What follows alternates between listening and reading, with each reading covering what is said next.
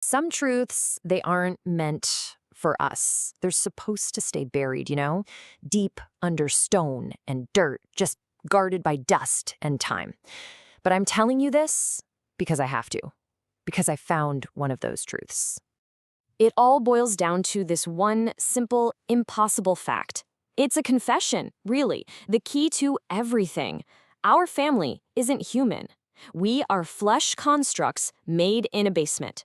We look like you, we talk like you, but we are not like you. And to even begin to understand how this is possible, you have to come back with me, back to our ancestral home. I had to go back to Dustwall Manor. Hadn't been there since I was just a kid, but there was this pull, something I just couldn't explain, that dragged me back. The air in those halls, it's thick, heavy. Smells like decay and secrets. Every single floorboard groans like it's in pain. It's the kind of place that remembers everything, especially the things you're desperate to forget. I just walked, like something was compelling me, through halls that seemed to stretch on forever, leading me to this one giant door. It was carved with all these symbols that, well, now I realize they were a warning. It opened into this pitch-black darkness, and this cold, damp air just washed over me, like a tomb. From there, the only way to go was down a spiral staircase. I swear, I must have been walking down those stairs for hours. The world above, the sun, the sky, it all just faded, became this distant memory. Just down and down and down I went. The stone steps were worn smooth by generations of footsteps that were never, ever meant to be heard. I was literally leaving the world I knew behind. The stairs finally ended.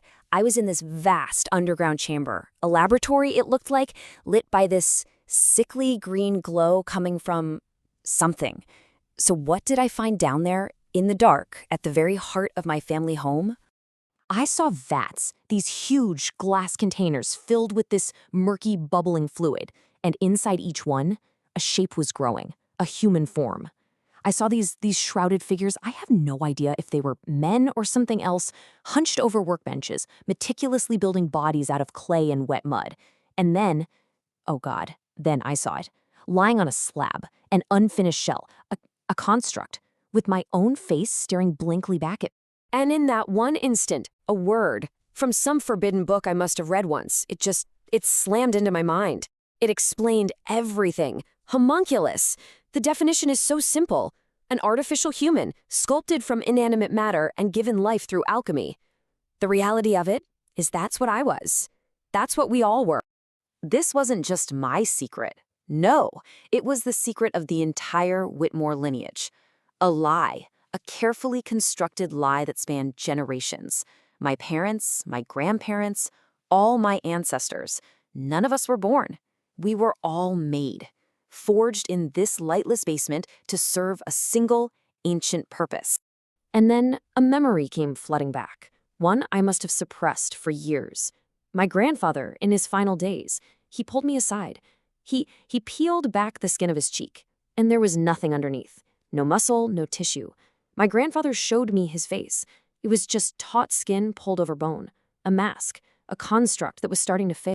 The horror of what we are, that was one thing, but it was immediately replaced by a new, much colder question. Why? I mean, you don't create a whole lineage of artificial beings for no reason. We had a function. We weren't a family. We were a tool. We were made to serve.